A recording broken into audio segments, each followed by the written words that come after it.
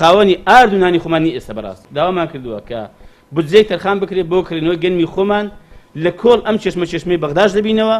کشت و کاڵ و پیشەی جوتیاری بۆ خەڵکی کوردستان گرنگی و بایەخێکی یەکجار زۆری هەیە و لە کۆنەوە زۆربەی خەڵک پیشەیان تەنها کشت و کاڵ بووە و لەو نێوەندەشدا چاندنی گەنم و بەرووبوومەکەی بە یەکێک لە داهاتە سەرەکیەکانی هاوڵاتیان دانراوە. بەڵام بەهۆی کەم تەرخەمی حکوومەتی هەرێم جوتیاران ماوەی چەندین ساڵە بەرهەمەکانیان دەبێتە قوربانی. هەر لەو پێناوەشدا ژمارەیەک جوتیار دەیانەوێ لە ڕێگای تۆمارکردنی سکاڵاوە مافەکانیان وەرگرنەوە.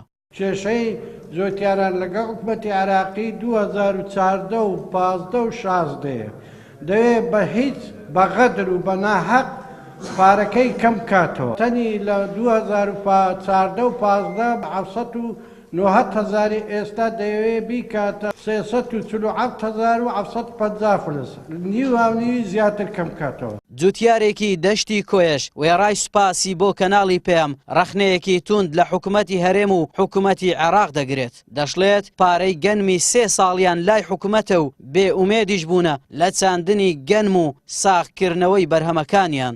وەکو پیشەی هەمیشەیتان ئێوە لە زۆربەی بەرنامەکان ئاگادارن و معاناتی خەڵک دەگوازنەوە. سپاسی هەموو کەناڵەکان دەکەین بە تایبەتی ئێوەی بەڕێز. ئێمە وەکو جوتیارانی دەشت کۆیە بەڕاستی ئەمە زۆر نیگەرانین لە حکوومەتی هەرێم لە حکوومەتەکەی خۆمان کە بەناو حکوومەتی هەرێمە ئەوجا لە حکوومەتی عەبادی ئەو بەرووبوومەی چەند ساڵە ئێمە کۆی دەکەینەوە لەسەر ئەرچی خۆمان بەبێ ئەوەی دەعم بکرێن چیمامان بدرێتێ تراکتۆرمان لۆ فەرهەم بکرێ یعنی هیچ هاوکاریەکمان ناکرێ لەسەر ئەرچی خۆمان هەموو شتەکان دەکەین بەرووبوومەکەی کۆ دەکەینەوە لە بریەوەی حکوومەتی هەرێم لێمان وەربگرێ حکوومەتی هەرێم لێمان وەرناگرێت تەسمیری حکوومەتی ناوەندی دەکەن حکوومەتی ناوەندیش تا ئێستاەوە پارەی 3 ساڵی نەداینێ هی 2017 بەشەشی ماوە نەدرایە. لەگەڵەوەی سایلۆکانی گەنم ڕاستەوخۆ سەر بە وەزارەتی بازرگانی و پیشەسازین بەڵام وەزیری پێشووی کشت و کاڵ لەسەر ئاستی وەزارەت خەمخۆرێکی سەرسەختی جوتیاران بووە و بۆ ساخکردنەوەی گەنمی جوتیارانیش چەندین جار بەدیلی بە حکوومەت داوە بەڵام بەرپرسانی حکوومەت لە ئاست ئەم پرۆژەیە کەم تەرخەم بوون.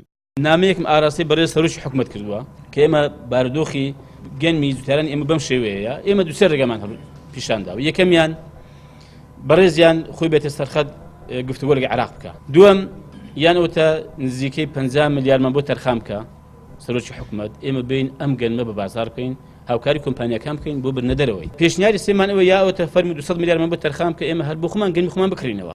لەگەڵ بەردەوامی قەیرانەکان و نەبوونی هیچ بڕەبودجەیەک سێکتەری کشت و کاڵ لە ماوەی 4 ساڵی ڕابردوودا و لەسەر دەستی عەبدولستار مەجید کەرتی کشت و کاڵ بوژانەوەیەکی بەرچاوی بەخۆوە بینی. بەڵام کێشمەکێشمی سیاسی نێوان هەرێم و بەغداد وای کرد جوتیارانیش ببنە قوربانی ئەو ململانەیە. بەڵام خودی وەزارەتی کشت و کاڵ کە وەزیرەکەی سەر بە کۆمەڵی ئیسلامی بوو توانیت دوجار گرنگی کشت و کاڵ و خودی وەزارەتەکە بە خەڵک بناسێنێت. ئاراس عەزیز کەناڵی پێم هەولێر.